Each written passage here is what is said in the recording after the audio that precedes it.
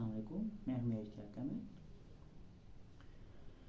آپ میرا YouTube channel دیکھ رہے ہیں۔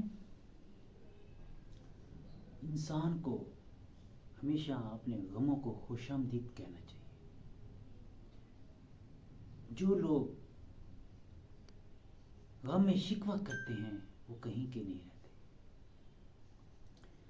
ترجیحات کا بہترین وقت وہ ہوتا ہے جب انسان بے بس ہوتا ہے، کیونکہ اس وقت انسان سوچتا ہے کہ میں نے اپنی تمام زندگی خواہشات کے اصول کے لیے برباد کر ڈالی ہے۔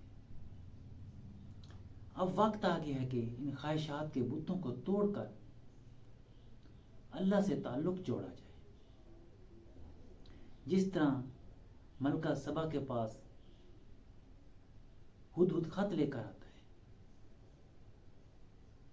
تو ملکہ سبا نے کہا ہمیں اس بادشاہ کے آگے ہتھیار ڈال دینے چاہیے۔ دربار نے کہا یہ کیا بات، ڈرنے والی کیا بات ہے، ہمارے پاس تو بہت فوج ہے۔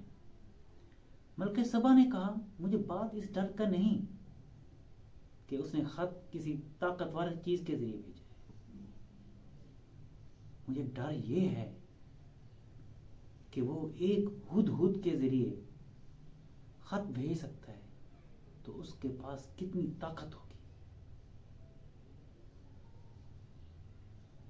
جب بادشاہ مسند پر بیٹھتا ہے تو بڑوں کے سر اتار کر وہ مسند پر بیٹھتا ہے۔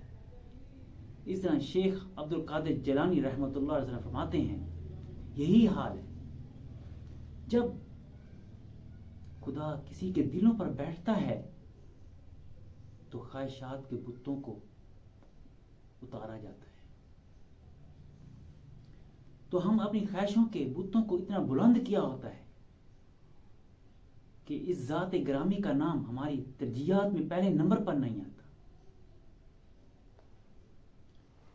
ہم اپنی انا کے بت توڑتے نہیں، ہم اپنے مقام سے نیچے آ کر کام ہی نہیں کرنا چاہتے۔ اس طرح حضرت واصف علی رحمۃ اللہ علیہ فرماتے ہیں غم بنانے والی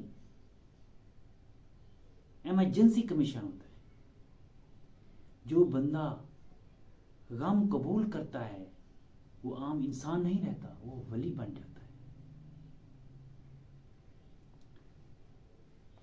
قدرت اس کے اندر وسعت پیدا کر دیتی ہے۔ جو بندہ شکوہ غم کرتا ہے پھر وہ کہیں کا نہیں رہتا۔ ہر حال میں اللہ پاک کا شکر ادا کرنا چاہیے۔ لیلا لنگر بانٹ رہی تھی، جب مجنو کی باری آئی تو نے اس کا کاسا توڑ دیا۔ مجنو بڑا خوش ہوا، سب نے کہا تمہیں لنگر نہیں ملا، اوپر سے کاسا بھی توڑ دیا گیا، آپ بڑے خوش ہو رہے ہیں، یا کسی اور کا کاسا تو نہیں توڑ دیا اسے؟ انہوں نے کہا نہیں۔ مجنو نے کہا کاسا میرا توڑا ہے، اس کا مطلب ہے کہ وہ مجھے کاسے کے ساتھ دیکھنا نہیں چاہتی، وہ مجھے کاسے کے بغیر دیکھنا چاہتی ہے۔ اس بات میں بڑی گہرائی ہے، پلیز تھنک اباؤٹ اٹ، اس کے بارے میں سوچیے گا، اس کے اندر بہت بڑی گہرائی چھوڑ گئی، اس سینٹینس کے اندر بہت بڑی گہرائی ہے۔